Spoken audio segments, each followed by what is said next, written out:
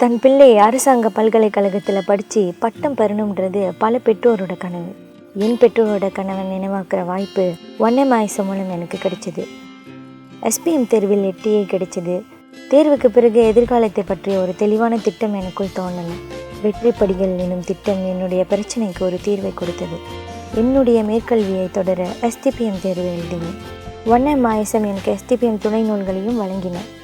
நம்மளோட 3 தாரக மந்திரம் இருக்குது. கல்வி, வேலை வாய்ப்புகள், அவங்களோட எம்பவர்மெண்ட். நீங்கள் பார்த்தீங்கன்னா பட்டம் பெற்று வேலை இல்லைன்னா ஒரு பெரிய இழப்பு. அந்த ரீதியில் நம்ம மாணவர்கள் எப்படி அவங்களை பலப்படுத்துறது, எப்படி அவங்க ஆட் வேல்யூ பண்ணுறதுக்காக இந்த ஒன்னமாயசம் நம்ம உருவாக்கணும். எஸ்டிபிஎம் தேர்வில் 3.86 புள்ளிகள் பெற்றேன். பல்கலைக்கழகத்துக்கு விண்ணப்பிக்க ஒன்னமாயசம் எனக்கு வழிகாட்டினாங்க. மலேசிய தேசிய பல்கலைக்கழகத்தில் இளங்கலை பட்டம் பயில அரசாங்கம் எனக்கு வாய்ப்பு கொடுத்தது.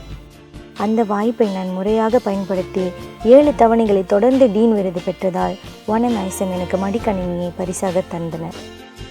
மென்தகாப்பில் பிறந்த நான் கோலாலம்பூருக்கு தனியாக வர தயங்கிய நிலை மாறி ஜெர்மனியில் நடந்த டாட் ப்ராஜெக்டில் கலந்து கொண்டு சிறந்த ப்ராஜெக்டுக்கான விருது பெற்றேன்.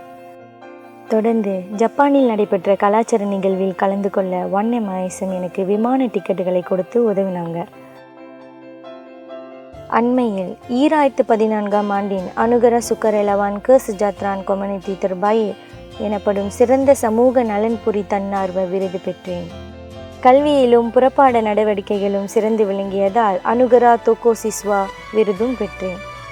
இந்த சமுதாயத்திற்கும் நாட்டிற்கும் பயனுள்ள பெண்ணாக என்னை வளர செய்த என் பெற்றோர்கள், உடன் பிறந்தவர்கள், உறவினர்கள், ஆசிரியர்கள் மற்றும் எல்லா நல்லுள்ளங்களுக்கும், என் மீது நம்பிக்கை வைத்த மலேசியாவிற்கும் நன்றி.